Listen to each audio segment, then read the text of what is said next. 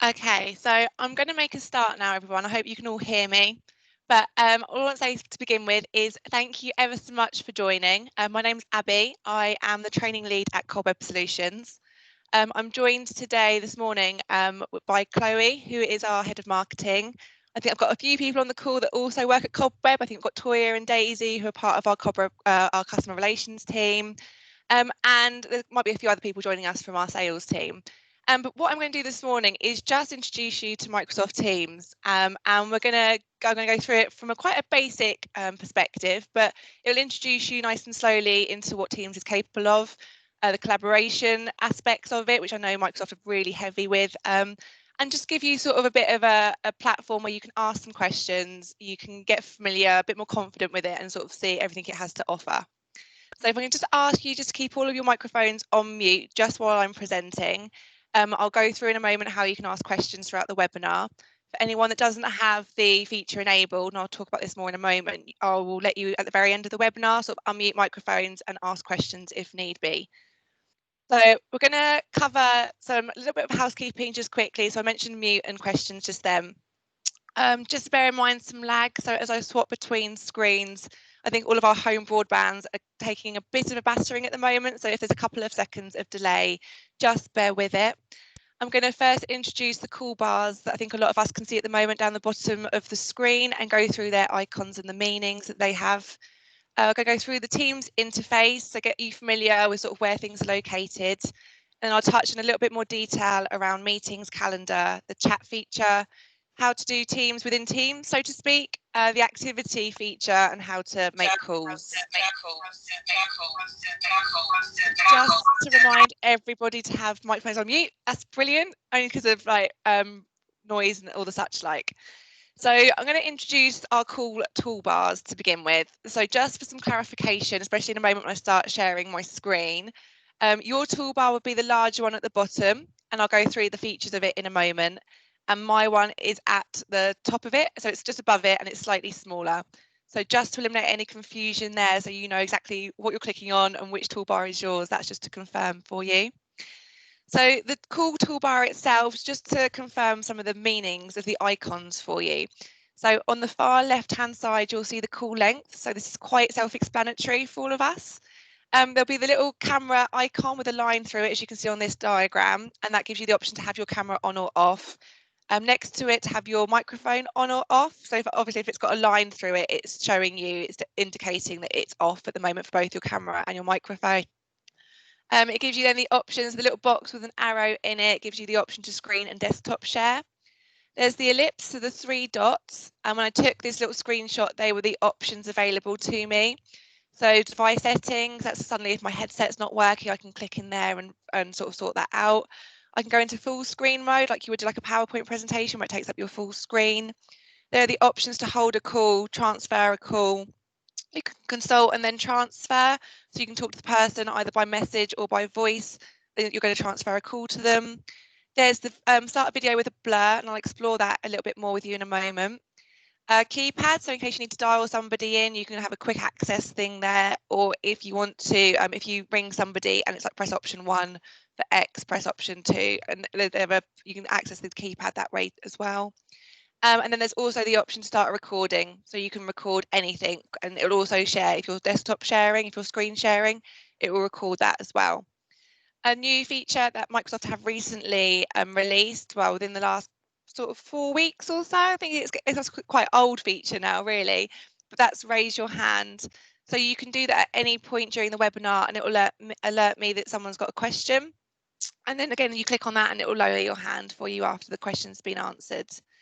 Next to that, there's a little text box, little speech bubble, and that's the option to have chat and IM. So if you were to click on that at any point, you can type a question throughout this webinar. Chloe, who's our head of marketing, I think will help me throughout the webinar to answer any questions. If there are questions that we need to answer at the end, we'll come to them. And then the icon with the 2 little people, that's call participants. So by clicking on that, you can see who's in the call, who's joined, who hasn't joined.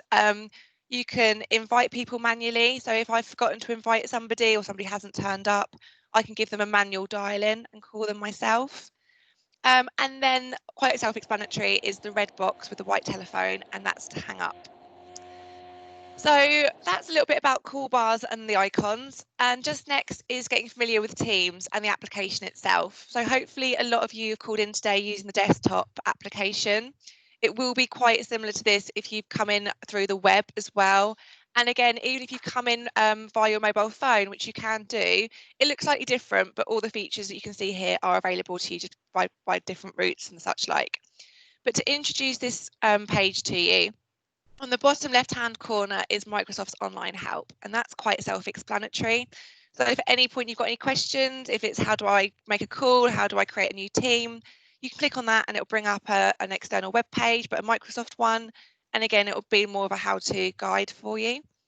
If you go above that, you've got the application bar, which is what we're going to be exploring today in a little bit more detail.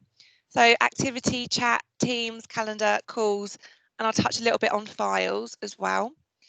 If you follow that round anti-clockwise, you've got the icon for a new chat. So that's like a little notepad and pen. Next to that is the command bar, and I'll go through that in a little bit more detail, how you can search for conversations, search for people, type in some of the commands I'll go through with you, which some of them are quite interesting. Next to that is profile and settings. So it'll be your little image of yourself. And in there, you can sort of, I'll show you in a moment, but you can decide what notifications you want, how you want to be alerted to things.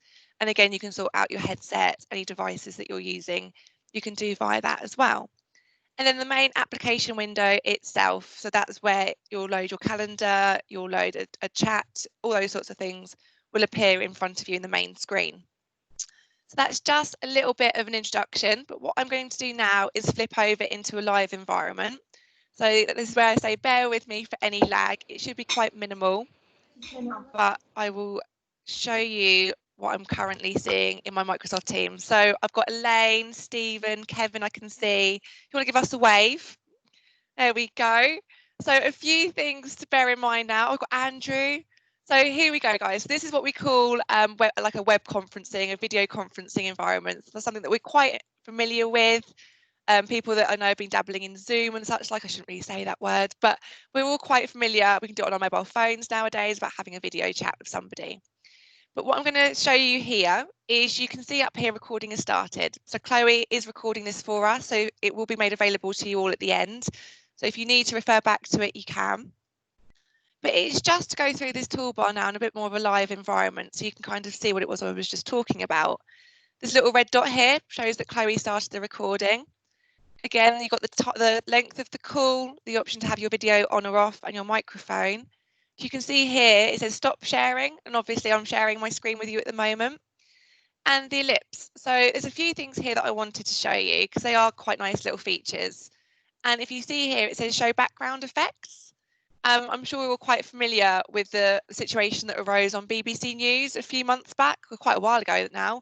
But it was of a man having quite a serious interview. He's being interviewed on the BBC News, and he had his children and I think it was the nanny come in the background. Really not what you want when you're like addressing the nation on some quite serious stuff happening in America. But anyway, that's the situation he found himself in. But what Microsoft have decided to do from a Teams perspective and from a video perspective is have preloaded backgrounds. So it kind of eliminates distractions, things going on in the background. I've only got my TV and a picture, so it's not the end of the world. But here I can click on these sorts of backgrounds, I can preview them, and I can then apply them. And then what that will do, it will just, like I said, take out any noise in the background. I've also now got the feature to add a new one. So that could be a company logo. Andrew Goddard, there we go, he's got Belvoir, he's got Northwood in the background. So he's taking full advantage of the customized backgrounds. So a really nice little feature that Microsoft have introduced. So again, take full advantage. We were saying just now about raising your hand and lowering it. Again, it's quite simple since my hand is raised. It's not rocket science. Show conversation. So for those of you that have got it, Chloe's just raised her hand and it's making me aware of this. But if by clicking on this bubble here, the text bubble, it brings up now the meeting chat, and I'll show you another place that this lives in a moment. But here you can see if people have joined, if they've left. Emma, she's head of Cobweb Sales, so Emma's on the call, which is great. Got Chloe saying if you feel free to ask questions. So again, it's a really nice forum to have discussions. even if someone's microphone is not working, you can put, "Hi guys, I can't hear anything," and it just alerts the people that are on the meeting that something's going on. I'll touch on these things in a moment, but these are called reactions. And like I said, I'll go into more detail on that in a moment without getting distracted too much at the moment. And then show participants. So by clicking on here, like I was saying just now, I can see currently who's in the meeting. So we've got 54 of you that have joined us today. So thank you ever so much. I can see everyone's got their microphones on mute, which is a great sign. But if for any reason I needed to mute everybody, I could. And up here, like I was saying just now, if I'd forgotten to add somebody or somebody hadn't attended that I wanted them to, I could manually do it this way. So I don't know if Morgan's on the call or not, but if Morgan wasn't, I could click on that and it will dial him and he'll get a little notification pop up saying Abby's asking you to join the meeting. And then he can accept it or reject it. So there are those things there. Again, I can copy the join information by clicking on this and I can send it to him in a message or in an email. And like some of you today have joined via Outlook, it would have said join Teams meeting and also given a phone number and a toll free, and all those sorts of numbers are populated. And that is the information there that it will copy for me to send to him. I can also get that join information by going to show meeting details. And in here, again, it's given me all of the manual information I could send to you if need be. And again, I could dial somebody in if I had to, if they weren't joining for whatever reason. One little feature here, it might not be applicable to all of you. It tends to be for companies that work across countries, but live captions is quite nice. I think at the moment, Microsoft are offering translations up to about 50 different languages. And at any one point in time, you can pick, I think, up to 7 of those for it to translate to. So if I was having a meeting, I knew that I had 5 different countries joining, I'd be quite safe knowing that Microsoft would be translating what I was saying automatically to them. And it'll be bringing up sort of subtitles on the bottom of their screens. So again, it's a really nice feature that they're bringing in, and they're just trying to make Teams accessible for all so that we can all collaborate together quite nicely. There's a few little features there, and that is just like we were saying in the web environment, in the web conferencing environment, in the video environment. And this could be an audio call quite easily as well, and I'd have all the same features available to me from an audio call. So that's just to introduce you to this sort of feature a little bit more. But what I'm going to touch on now is we're going to dive straight into chats. So up here, if I click in chats, you will see here that everything I showed you just now is also available to me here. So I can see, again, everything I was talking about just now, about Chloe being on the meeting, Emma. And if anyone ever wanted to write a message, they could do. Any questions you've got throughout the webinar, please do feel free to write them here. So what I'm going to do is, if I explain to you a little bit more, for those of you that are quite familiar with things like Skype for Business, again, this chat feature is quite similar to that. But of course, Teams and Microsoft have built in so much more with the release of Teams. If I wanted to create a brand new chat, and I am going to do it, let's do it with Chloe, because I know Chloe is my trusted other half. So you can see over here, we've been having a chat already, and this is what they call persistent chat. So it will never go away unless I delete it or she deletes it. So you've purposely got to make a decision that you want things to go away forever, because Teams will not make that decision for you. And even as default, Teams is set up to keep things forever, basically, unless you were to either put in a policy that said delete things after 3 months or archive them or whatever it was you decided to do as a business. But as default, Teams will not get rid of things for you. This is persistent chat. So if I was to go, hello, Chloe, again, like we said in Skype for Business, you could do quite simple messaging. What Teams now offers that Skype didn't do as much is it has all of these features down the bottom. And you can see down here, Chloe is typing back. It's almost like having a WhatsApp message with her. I can see if she's typing. But what I can do here now is I can format my message. And this is where it comes into its own a little bit, sort of Teams, because I can make things more professional. I can play around with some of the features here. So I'm going to go back to Chloe must get fed up of me asking her to remember things, but please can you remember, if I can spell, X, Y, Z? She must be like, yes, Abby, I always remember these things. I would have if I can spell. Nice thing here, though, is to show you that you can do spell checking in Teams. So that's always quite a nice little feature. But what I just did here was I pressed enter without worrying about my message going anywhere, because sometimes when you write a message, hit enter thinking it's going to go down a line. Before you know it, your message has gone off to the recipient and you're like, oh no, I hadn't finished writing. But I've pressed enter quite happily. I've bullet pointed my lines. Again, I could number them. There are lots of things here. I can add colour, I can make things italic, underline them, add quotes, and I've got to purposefully make a decision to send that message by clicking send. So no pressing enter there.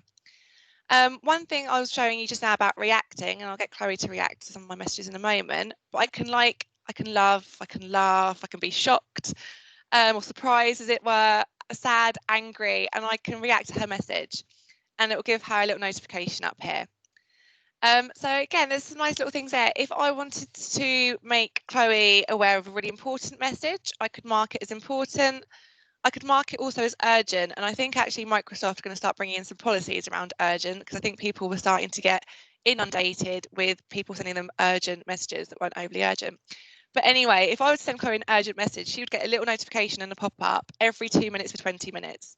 So if you're getting like multiples of those a day, it must become quite annoying, hence why Microsoft are going to sort of rein the urgent status in a little bit. But if I was to click on important, it becomes quite apparent to me that the message I'm about to send to her will show up as important. So I've put, please don't forget. You can hear the urgency of this in my voice. But again, she can see it's important. I can see it's important. And if I was to do her an urgent one, again, there's no doubting that this is going to be urgent. And I can see down here it's going to be alerting her. And that's just what that shows me there. Hopefully, I might actually delete that, because she might actually then start getting notifications every 2 minutes or 20 minutes. I'm not going to do that to her. But what you can see is it's told me it's been deleted, and it will disappear also from Chloe, so she can't see it. And that I can't get rid of that message, but she, like I said, she can't see that, this text here, but I can see that I've deleted it. So, and that's all it is, as little as that, but I can't then personally go override that and delete it. It's going to live there. I can attach files, pictures, images, all the such like I would do in an email, which is quite a nice little feature. And anything that I send to her down here will then get stored up here in files. So I can then, like we said, persistent chat, I can then refer back and see, like, what did I send to Chloe? I'm sure I sent Chloe a document 6 months ago. If I've never deleted it, it will still live up here. So I can revert back to things that we've sent and shared. And also there's some collaboration bits that we can do, but I'll touch on that in a moment. Down here, the option to send emojis. So I don't know about you guys, but at Cobweb, we're encouraged to keep these to a minimum, although they do sneak in from time to time. Same with GIFs.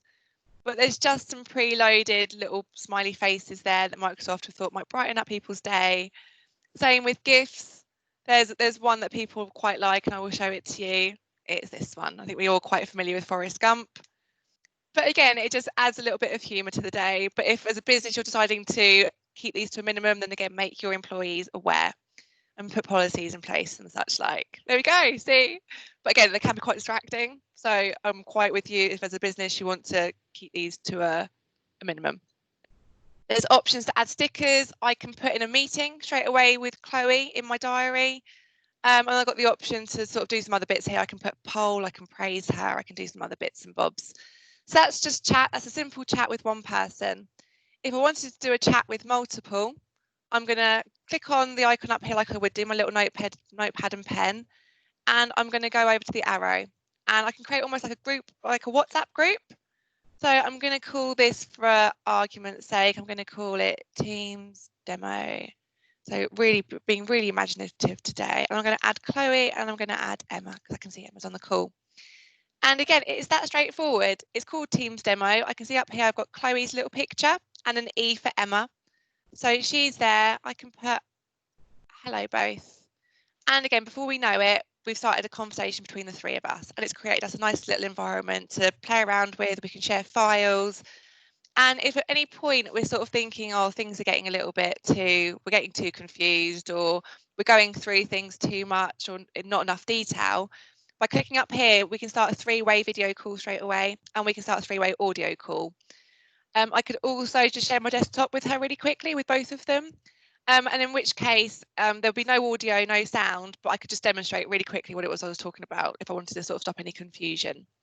I can add people as well to this, and I can also pop this chat out, which is quite a nice little feature. If at any point I think I want to close down Teams, or I want to access something else in Teams, but I don't want to lose this page, I can pop it out like into a new window, and I can start playing around in Teams in the background. So again, lots of nice little features it offers. So that's kind of the chat. There's not, like I said, there's not too much, it's not overly rocket science, but it's quite nice to get familiar with things and know the sort of capabilities that teams have got. One thing I'm going to go back into in a little bit is calendar. So this is where this is part of Office 365, where Teams is part of Office 365. Everything you see now will seamlessly talk to things like Outlook. So everything I do in here will be mirrored across different applications. So you don't have to think, oh God, I've set up a meeting in Teams. It's not going to show in so-and-so's Outlook calendar. It all talks to each other. So, and I'll show you that in a moment. So just for a bit of peace of mind. But this calendar, like I said, will mirror everything you've got in your Outlook at the moment. It has the functionality to flip to different days of the year, different days of the month, of the week. And then I can flip back to today. If I get carried away and go, oh, let's go back to today, see what I've got on. Again, it takes me back to where I need to be. I can change the view. So day, working week, which for most of us is Monday to Friday. So that's its default, unless you would change it in the background. And then a week, which is Monday to Sunday, including the weekend. So that just shows you a little bit more about the sort of calendar and how it first appears to you. If I wanted to create a meeting, I could do. So it's quite easy. I can either click on the white space within the calendar. So by doing that, it brings me up this. It's not asking for anything that's overly new to me. It's asking me for a title, to add people. It's asking me for the start time and the end time and dates and everything. I can have an all-day meeting. And what it's also doing is now I've asked that so that I want Chloe to attend. It's suggesting times actually work for both of us, looking at our diaries. So again, Outlook used to have these sort of functionalities, so we're not losing anything by using Teams. I can then have the option to repeat it. And again, something we're all quite familiar with, custom. If I wanted to have it every 2 weeks, I could do. Add a channel. So this is quite a nice feature, and I'll explain how this links in a moment to Teams and channels, which is up here.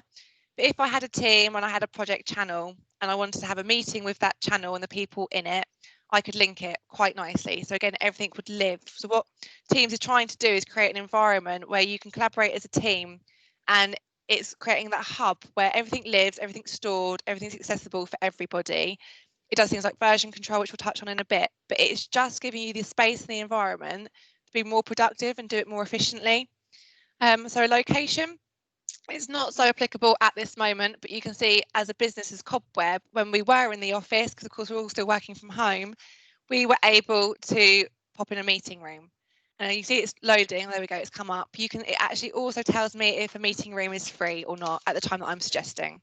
So again, a really nice feature, but it's intuitive, Microsoft Teams. It tries to make life as easy for you as possible. And again, like I would do in Outlook, I can add an agenda, I can add context to the meeting, I can do all sorts of bits and bobs. And I will hit send, and Chloe will get a test over here. So I can either do it that way, so like I said, by clicking on the white space, or I can go up here and click on plus new meeting. And again, it will bring up me exactly the same form to fill out. So I'm not going to go through it again for the sake of yours and mine. But again, it's just a different way to access it. What I can do, and I'm not going to go on it now, but if it is of interest to any of you, please do make your account manager aware, but live events. And that is really bespoke, and it doesn't apply to the masses. It is for people that do sort of product launches. It's one to many, and it's more for sort of like 250 attendees. I think it's up to about 100,000. It is ridiculous the amount of people that you can do a live event to, but it is something for like Microsoft are doing Inspire in the next few weeks, and they're going to be doing it all as a live event because you can only have up to 250 people on a scheduled meeting. So they've got no choice but to do live events. But it works slightly differently. So if it's something you want to explore further, like I said, let your account manager know and they will come back to me and let me know. I have done some live event training for some businesses. So like I said, it's not an issue if it's something you do want to touch on. But what I do want to show you is I'm going to show you what things look like in Outlook really briefly. So if I was to create a new meeting, this is one that I prepared earlier. But this should be a bit more familiar to some of you that are very new to Teams. But all I've done is gone into my Outlook, gone to create a new meeting. I've added Chloe and the learning account I'm currently demoing from. I've set everything up like I would do. I've done the time, I've done the date. But by clicking over here and creating Teams meeting and just clicking on that button and nothing else, it's created me an environment within Teams. And if I was to hit send, And I will show you now how quickly it appears in Teams, in my Teams calendar. And it's just to sort of confirm to you all just how things sync across with each other. And here it is here. So Teams demo, Outlook to Teams invite. So again, it's all quite seamless. I can either accept it in Outlook or I can accept it in Teams just by going up here and doing RSVP. I can add a message, optional, like in Outlook, and I can accept it quite easily. I can see over here the tracking without having to click through the tabs, who's actually in it, who's organised it and the such like. So again, that's just another little, I just wanted to sort of demo to you the sort of capabilities things have got and how seamlessly the applications work. And what it's doing for me automatically, like I said about creating that environment where you can collaborate together, it's creating me a chat channel already. It's giving me a place to store files that we're all going to be talking about. It's got the meeting details themselves, any notes that I want them to be aware of. I can take notes during the meeting. And then we can also use something known as whiteboard. And that is just where we can start. I won't go on through this too much because I have to load the application in detail. But it just goes to show you the functionality that Teams is trying to give you in quite an easily accessible way. Here we go. So again, it's just to sort of demonstrate to you what is available. So I can select a pen and start drawing, and I can do that and the other people in the meeting will all be able to see it. So it's just creating an array of tools for us to all be able to work together and collaborate. So I'm going to touch on activity and then we're going to do a bit of a deeper dive into Teams itself. But you can see here activity. So this will keep all the reactions people are doing to my messages. It will alert me of any missed calls I've got, any voicemails, if I've been added to a team or a channel, if I've been mentioned down here. You can see Chloe mentioned you. And by clicking on them again, I can go straight to the message that I've had a reaction to. So it's a nice little quick access. So again, Chloe mentioned you. If I click on that, it will take me straight to a message that she's mentioned me in. And just to touch on that a little bit more, because there's not too much to say about activity. It's just a place where all your notifications are housed. But by clicking up here, I'm going to go through to if I was to press at, what it does up here is it gives me some shortcuts. So I can either at Chloe, and then she crops up there, or you can see down here, there's lots of other things I can do. So I can stay on top of the latest news by clicking at news. I can find and share images from Bing. I can create surveys. I can do all sorts of things. And these are a world in themselves. And again, I could spend hours talking about these. So I'm not going to for everyone's benefit. But just have, if you ever get a chance, like 10 minutes, 20 minutes, 2 hours, have an explore of Teams, because I'm sure you will find all sorts of things.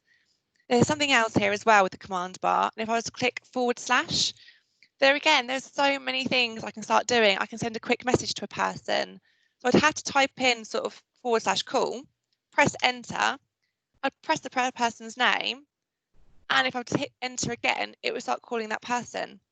So again, you don't have to sort of trail through everything. If some of you are thinking, oh my God, there's so much to Teams, my mind is blown, just have a play around with the command bar and see the sort of things you can do. And you become such a whiz at Teams just by typing in something up the top. So there's some little things there. If I was to go to @Chloe, press enter. Again, I can type a message to her really quickly. I don't have to do anything. It's sending my message. And all it's going to do for me is it's going to live over in chat. And it's going to live over here. And it's going to be, like I said, that persistent chat, it's now over here. So it just gives you a multitude of different ways to do things. So again, have a play and you'll find all sorts of things. So that's a bit about activity. So that was this icon up here with a little bell. And again, every time you get things happen within these tabs, you'll get little notifications appear. There'll be like little red dots with ones in them or twos. So you'll see if you've got notifications that are waiting for you to read. So you'll get notified all the time along here with things that are going on. But we're going to have a little play with Teams now. So if I click on Teams, this is the first thing I see.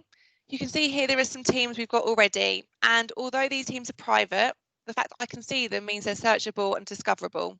And I'll touch on that in a moment. There's nothing here that's overly sensitive, so I'm not too concerned about this. But if I was going to create a team for everyone's benefit, I can either do it up here, or I can click down here, join or create a team. So there's two different ways. It says here, join a team with a code. That only tends to work if it's an internal team. So I couldn't send my mum, for instance, a code and she's nothing to do with Cobweb because she won't be able to use it. It wouldn't work. But I could send my boss a code, or I could send my MD, and then they could just type a code and join that team. So it's from an internal perspective. But I'm going to create a team, and for the purpose of this demo, I'm going to build a team from scratch. If at any point you get really stuck after today's demo, again, Teams is here to try and help you. What is a team? Again, I click on that and it'll probably send me onto the online help page and it'll talk me through what it is I'm about to do. But I'm going to build a team from scratch. For the purpose of this, I'm going to do let's do a private one, but again, quite self-explanatory. So public, anyone in your organisation can join. A private one, people will need permission. So I'll need to invite them, or if it's private but it's searchable and discoverable, they can put a request in to join, but I would need to approve it. We're going to go on to private. I'm going to go on to Teams demo, being really original with my naming convention today. And this is what I was saying just now about changing the settings. So this team is searchable and discoverable. So though it's private and people can't click in it and see what's being discussed and who's in it, they can see it exists. So I could take that off, so I could untick that, and in which case it almost becomes invisible, this team. It's only the people that are aware, the only people that are aware of it are the people that are in it. So again, we're going to make it very private, very locked down. No one can find it. And what it's going to do, it's going to tell me nice work because I've created a team. And it's going to ask me straight away who I want to add to it. So I'm going to do as I always, I'm going to go to some trusted members. We've got a few I've seen on the participant list. So I'm going to add a few people. It's added them all as default members. If I wanted to at any point, I could change them to an owner. And I can't delete, because I'm currently the owner of this channel and I've just made Chloe, but if I was the only owner, I would not be allowed to delete this team. I'd have to ask somebody else to be an owner before I could delete it. I'd have to demote myself, as it were, to just a member. So I've created my team. So I've created this nice environment. You can see over here, it's called Teams Demo. So this is the team. General is what we know as a channel.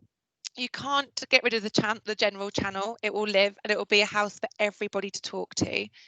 What I can do though is I can add different channels. So if I was to do another one and I was to make this, I was going to make this private in the private, the team that's already private, I'm going to make it private channel. And what this is going to do is if I was to do, so as a standard channel, it's accessible to everyone on the team. But if it's private, it's accessible only to a specific group of people within the team. So I can't add complete randomers to it that aren't part of the team. But the four ladies that I've just added, if I could now add 2 of them, 1 of them, 3 of them, I could add all of them, but I could now only add them to this channel. So they've already got pre-existing in the team. So again, if I was to add Chloe and add her, she will now be part of this private channel. And at the moment in time, only me and her are in this. And with the padlock, it showed me that it's private. And something else to bear in mind is the other 3 people can't even see this channel. So that they have no idea it's just been created because it's private just for me and Chloe. So, I mean, there's different ways you would use it, different reasons you would use it. But again, it's offering you the different abilities to sort of play around.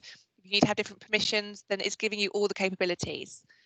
But what it's doing in this channel, so if I wanted to revert back to a conversation with all of them, I could do by doing that in the general channel.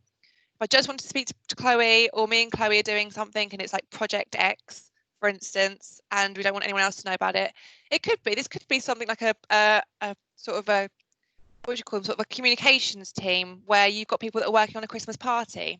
And it's got to be quite private and locked down. You don't want members of the wider business finding out what your plans are for the Christmas party. So you might want to lock things down really well and just have like a certain number of people. It could be big projects you're doing, big customers, and you want to keep a lot of the information locked down, might be sensitive or the such like. But what it's doing is creating this environment, and that's all that Microsoft wants to keep doing for us, is creating these safe environments where we can collaborate. So at this moment, I've got this environment for me and Chloe. And if I was to click on, so in posts, we can chat to each other all day long, almost like we were doing just now in chat, but this is in the channel. So it's keeping it all together, all housed. But what I want to do is I want to create a document that Chloe and I can work on. So I can either upload a pre-existing document that's sort of saved somewhere, but I want to put it in more of a central location, in which case I'd click upload. Or for the sake of this, I want to create very much a brand new document, and I'm going to call it the Excel. Well, it's going to be an Excel workbook, and I'm going to call it, let's actually stick with the Christmas party. Me and Chloe love a Christmas party. So there we go, Christmas party. And what it's going to do within Teams is bring me up my nice Excel spreadsheet. So it is the online version, so it will be quite limited from a functionality perspective, but it does give me the option up here to open a desktop app, and that'll bring it up in the application that we all know. So I'd get a little icon on my start bar, and I'll have the application open, and again I'll have full editing functionality. But here, for the purpose of this, you can add tabs, you can play around with things, you can kind of get a feel for what I can and can't do. If I click through some of the things here, exactly, you can see Chloe. So what Chloe is helping me fantastically demonstrate is that we're collaborating on the same document together. So, I mean, me and Chloe love the pub. I think most of us do, and are looking forward to Saturday. But again, you can see we are editing a document in real time. I can see up here, CM, that she's in this document. And if she wasn't on this page, on this sheet, I could go to her location. And it would take me straight to where she is. So again, it just gives you that environment, and it's quite surprising actually, because every time I sort of log into Teams at the moment, I'm finding something new I can do in it. But just like I said, give it a play. There are things that you could be doing all the time within across your teams, across your functions. But again, you'll find your own reason, your own way of using Teams. The only thing I would say in relation to building teams is be careful about how many teams you create or you're added to, or because before you know it, you'll have hundreds if you're not careful of teams. You can archive them. I tend to have a little look through my teams list. If I haven't been in a team within sort of 6 months, I archive it. But I know there are people at Cobweb that have found themselves being members or owners of hundreds and hundreds of teams. So put in a policy perhaps in place as to who can create a team or why you'd create one. If it's like maybe every team has a team, and then within your teams you have a channel for a project, and then maybe put sort of policies in place around sort of how long you'd keep a team for, or just have some food for thought, because you need to have somebody that manages the teams, just so number one, they don't become too much of a pickle, and number two, you're not looking for something amongst other teams that you no longer use. So just about management and keeping that to mind a little bit. But if I flick back to this team, so Chloe and I are having we've got our Christmas party Excel spreadsheet going on here. But what I'm going to do is if I click back to posts, so you can see over here we're having our little chat. Again, I can react to her message. It's all quite consistent across the whole of all of the applications. But if I wanted to have like a little bit of a quick access, I could add a tab. I'm going to do an Excel one. And you can see down here, it's populating for me the files that are already within our team. So I don't need to post to the channel, but I'm doing this, but I am going to add that file. I'm going to do a quick access. So at the moment, I've now added up to the top, and these are called tabs. So I've got the posts where me and her have been chatting. I've got files, so you can see the original Excel spreadsheet here. But what I've done is, in case we get sort of bogged down with stuff or we get inundated with sort of other bits and pieces, we've got our tracking, our spreadsheet up the top, so we can get to it really easily. And again, it's called Excel. I could rename this to anything and call it party, or I'll call it party checklist. So again, it creates it up here for me. It's still the same document, but it gives me that flexibility to play around with things. If I go back into posts and say, for instance, Chloe and I are chatting, and again, there could be 10 people in this channel or 20 or 3. But if we're chatting away, somebody could call a meet now. And what it will do is it will call everybody that's part of that channel, and it will bring you all into a web environment, like a video web conferencing environment or an audio call, however it is you wish to do it. But everyone will get little pop-ups and you're being called by the private channel in the Teams demo team or whatever it says. But you'll all then be invited to join a call together, in which case you can start talking or collaborating. You can bring up files and, like we said, just start editing them in real time together. So it just creates those environments for you. So rather than have to drag everyone into a meeting room, not that we can do that so much at the moment, but you can do that all virtually and you can do it very quickly. So like I've had to do something today and something that would have taken me hours because I had to check meeting rooms and get people physically in the right place at the right time. I've did the same job in about half an hour because all I had to do was check a diary and pop in a Teams meeting. I don't have to worry about meeting rooms at the moment. I know we probably will do one day when we'll go back to the office environments. but it just goes to show how quickly it is when you do only rely on virtual, which is what we're all finding ourselves in at the moment. So again, it's just to have a play around, and you can do all sorts of things with your teams. You can manage it, so you can rename it, you can do all sorts of things there, you can add members, leave the team. If I was to click on edit, oh no, not edit, let's go on to manage. That's what I want to do. And I will show you really quickly what I was talking to just about now with the codes. So like I say, you can do this internally. So I might want to show my boss or my MD or somebody something, and I can create a team code, and I can hit generate here. If I send Natalie, who's my boss, that code, she'll be able to then just pop that code in on the over here. We go down here, you see where I'm down here. If she was to then, actually, let's see if it works. I don't know if it will do because I'm already in this team. But that's where I'd put it up here. It might give me an error message because I might be trying to be too clever. Oh, there we go. It's added me to it. I think it's taken me to it because I'm already a member. But you can see then how it's sort of linking the things up. So again, it just gives you that little bit of ease when it comes to bringing people together. So that's all I'm going to show you really on Teams. Like I said, it's you could do so much with these. I mean, up here it's creating a wiki for us. That's a place where we could all write questions and make notes on things. Was click plus, like I was showing to you just now, where I added Excel, an Excel tab. What Teams also does is it's so integrated with third-party apps, and you might see some things here that jump out at you. Some of you might never have seen any of these before in your life, but it just goes to show all of these applications integrate with Teams. We've had a business recently that used Trello from a planning perspective, but all the time they're trying to move away from Trello and use Microsoft Planner. You can actually integrate Trello into Teams. So there we go. So you can kind of get people used to what they know while transitioning into something new, and then when the time's right, you can start disabling Trello and enabling Planner. They're very similar applications, but it just stops some of the shock some people have when we switch stuff off and start switching stuff on, and there's no sort of journey. These sorts of things, again, it's just worth having a little play around to see if you can make the journey easier for some of your employees or even just for yourself. But again, there's all sorts of things in here. Lots of the Microsoft applications and standards. Don't know if anyone's ever heard of Polly before. Polly is a bot, and she will, if I was to say to Polly, what shall I have for dinner? Shall I have spaghetti bolognese or lasagna?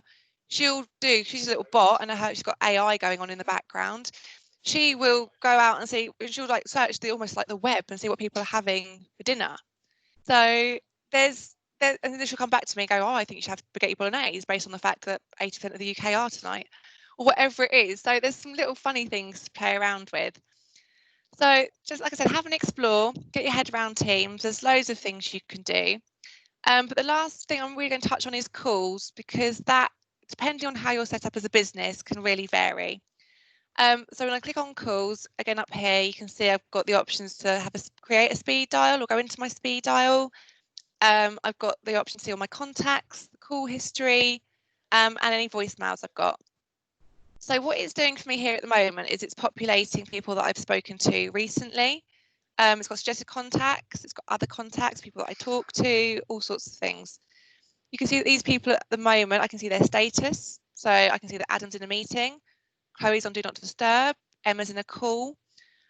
So what that's doing for me is just giving me the heads up rather than disturb people unnecessarily.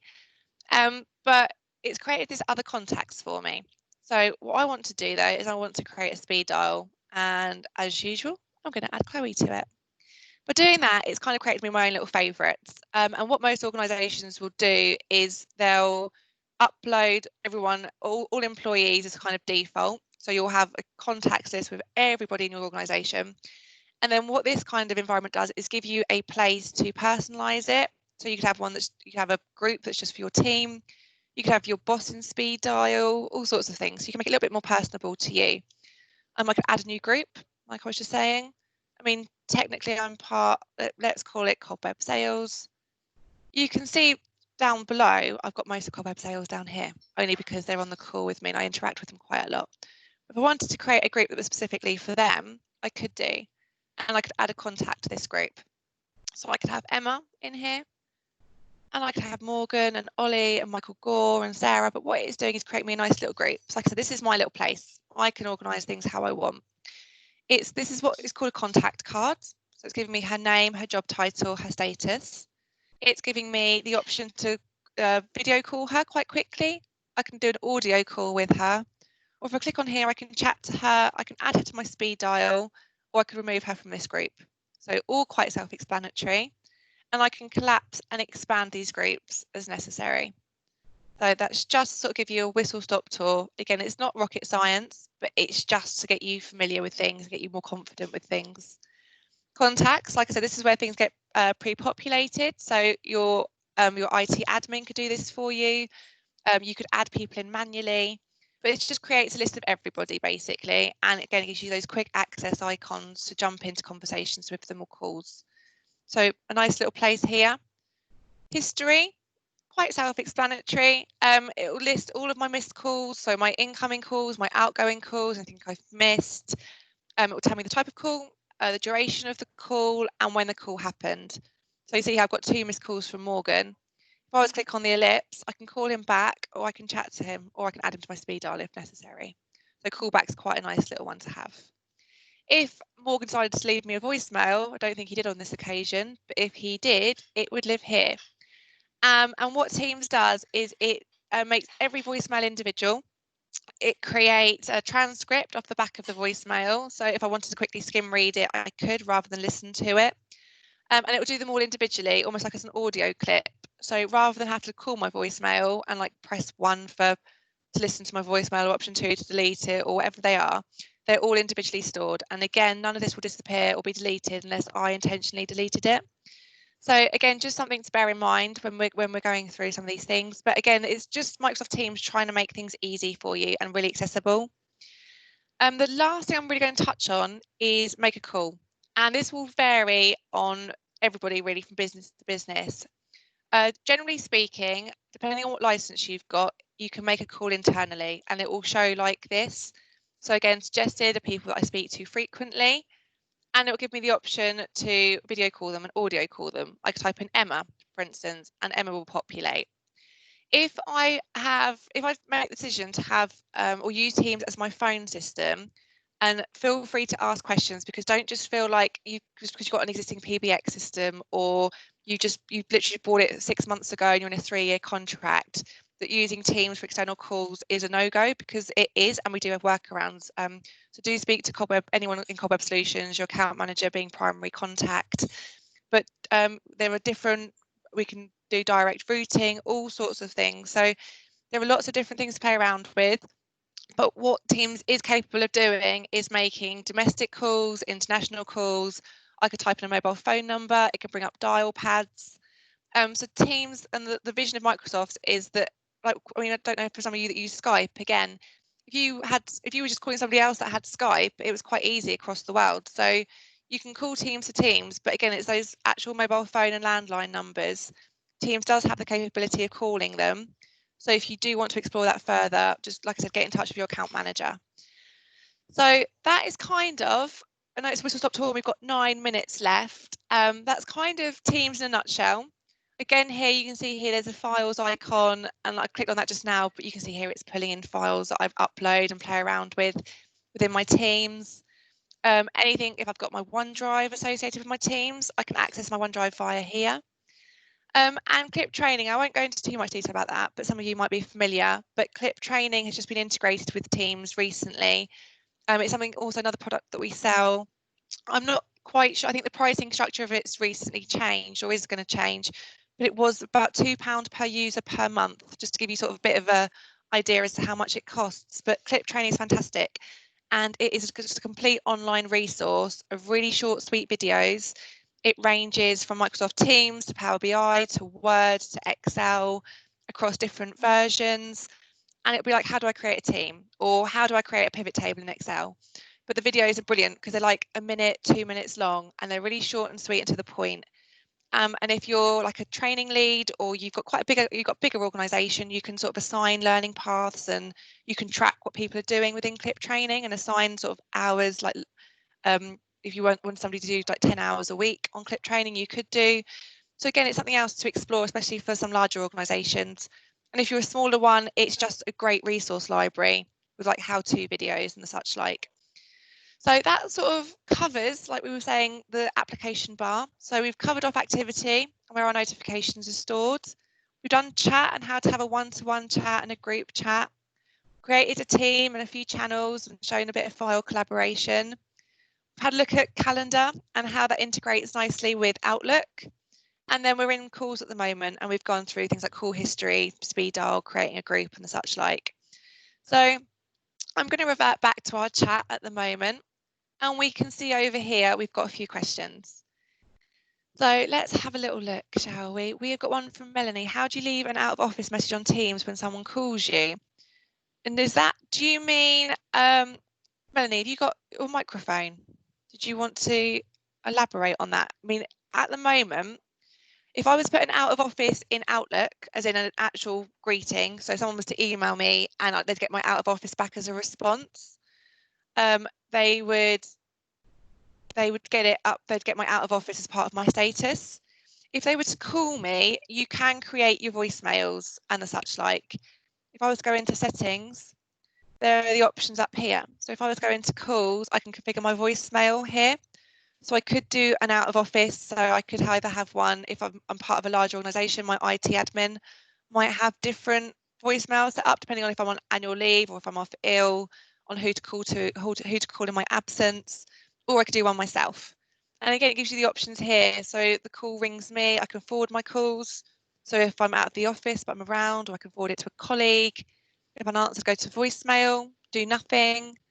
I can forward my calls, forward it to my voicemail. That's because I don't have anybody else that's defaulted to pick up my phone calls. So there are lots of things around here you can play around with. I can even change my ringtone if I wanted to.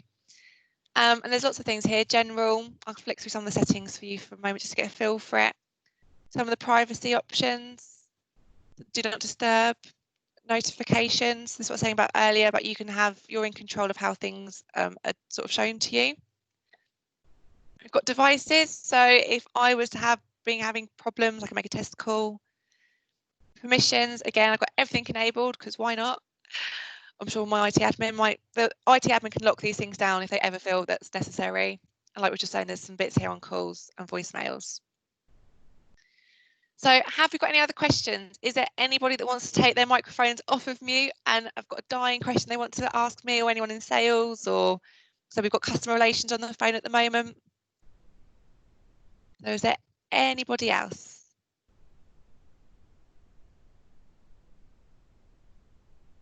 I think we were quite quiet, this group. It's the quietest group I've known. If anyone wants to use the chat for a question, they can.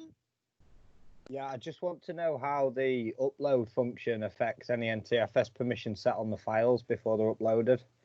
Does it NTFS? Yeah, the permissions for, say, Excel sheets or any files that you upload. Say if you upload a file to a group where you've got 6 users in that group, but only 4 users within that group have got edit capability on that file, how does Teams respect that? Oh, it will bring across the same permissions. If you've got the file already stored on your SharePoint, especially, and you've already got the permissions that are enabled on there, it will bring them across. You shouldn't have to change any of the permissions again. Okay. So that was to go into here. So again, if I was to upload an existing document, I'm not quite sure the sort of things I've got in here. But yeah, no, it will bring across anything that I've currently got, anything I've got written against that document. And the same with these, if I was to, I can set permissions against these sorts of documents as well. There's my lips here. So if I was to open it in SharePoint, I could then play around with the permissions.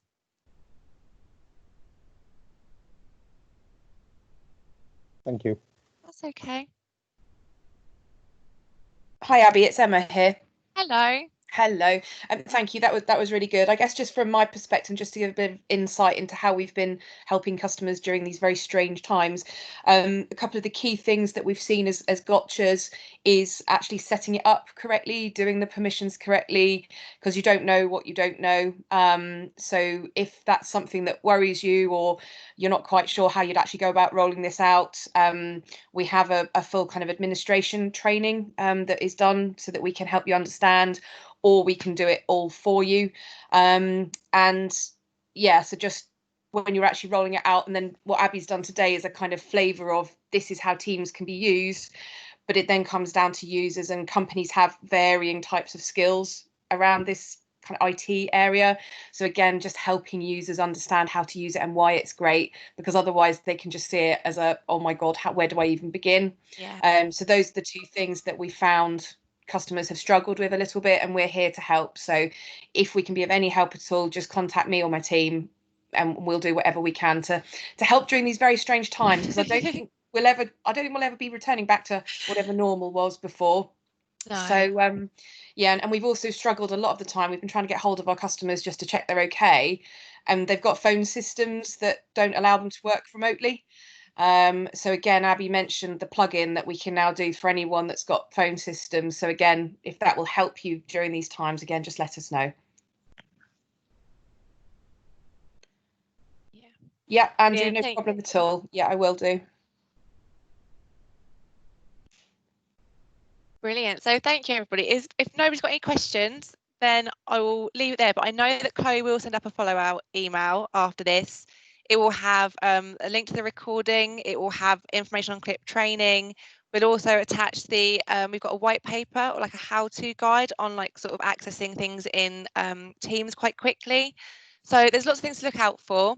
Like I said, if there's anything that I've touched on today that you want to know more about, you want to explore Teams a little bit further, then do reach out to your account manager. But like Emma was saying, Teams is a bit of a beast. It's not one to be scared of, but there is so much. If you want to set it up, if you're a bit of a bigger organisation or you've got team members that you want to sort of start using this with, then do reach out from a technical perspective as well, because we can help you set them up properly. And there's all sorts of things, and I don't want to go too deep now because we'll try and wrap things up, but things like you can be part of other people's teams, which I know sounds crazy, but if you've got a customer that you work quite closely with and they're also using Teams, you can be associated kind of with each other. It's called like being a federated organisation. You can flip in between and have teams that create with people, because I get questions sometimes, oh, what if I want to add somebody external to a team or to a chat? And all these things are you're capable of doing all these things again. So if you want more details on anything like that, then do let us know and do reach out. But apart from that, everybody, I want to say thank you all for attending. I'll leave you all now to have your lunch. But like I said, don't be ever afraid to reach out to us if there's anything else you want to help with, and do always let us all know. But thank you, everybody, and take care. Thanks, Abby. Thank you.